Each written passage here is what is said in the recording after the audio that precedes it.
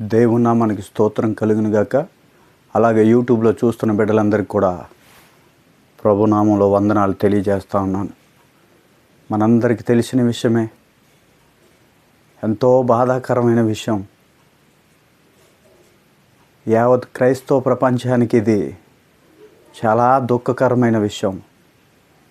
ప్రవీణ్ గారు, పగడాల ప్రవీణ్ గారు, వారు మన మధ్య లేకపోవడం, ఇక లేరు అన్న విషయాన్ని మనం జీర్ణించుకోలేని విషయం. ఎందుకనంటే క్రీస్తుని గురించి ఎన్నో విషయాలు, యేసు ప్రభువారిని గురించి లోతైన మర్మాలు ఎన్నో తెలియచేసి క్రైస్తవ ప్రపంచాన్ని బలపరిచిన వ్యక్తి, క్రైస్తవ ప్రపంచానికి సత్యాన్ని బోధించిన వ్యక్తి, రుజువులతో ఆధారాలతో క్రీస్తుని గురించి ప్రకటన చేసిన వ్యక్తి. అంత మంచి వ్యక్తి ఈరోజు మన మధ్యలో లేరనేసరికి చాలా బాధాకరంగా ఉంది.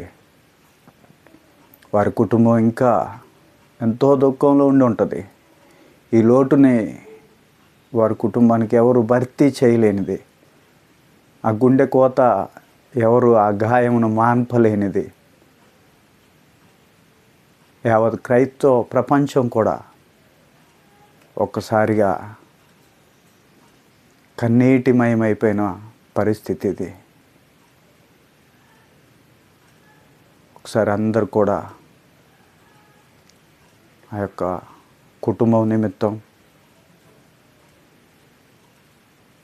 ఈ యొక్క పరిస్థితి నిమిత్తం అందరూ కూడా మీ యొక్క వ్యక్తిగత ప్రార్థనలో గుర్తుపెట్టుకొని, మరి ముఖ్యంగా కుటుంబానికి ఓదార్పు కలగాలని, ధైర్యము కలగాలని మన అనుదిన ప్రార్థనలో గుర్తు చేసుకుందాం. దేవుడే వారి గాయమును కట్టి ఏదైతే లోటు ఉందో ఆ లోటును ప్రభు ఆ కుటుంబంలో ఉండి వారికి ధైర్యాన్ని ఇస్తూ నడిపించాలని ఈ వీడియో ద్వారా చూస్తున్న క్రైస్తవ సమాజం అంతా కూడా నిండు మనసుతో కోరుకుందాం. ఆమేన్, ఆమేన్.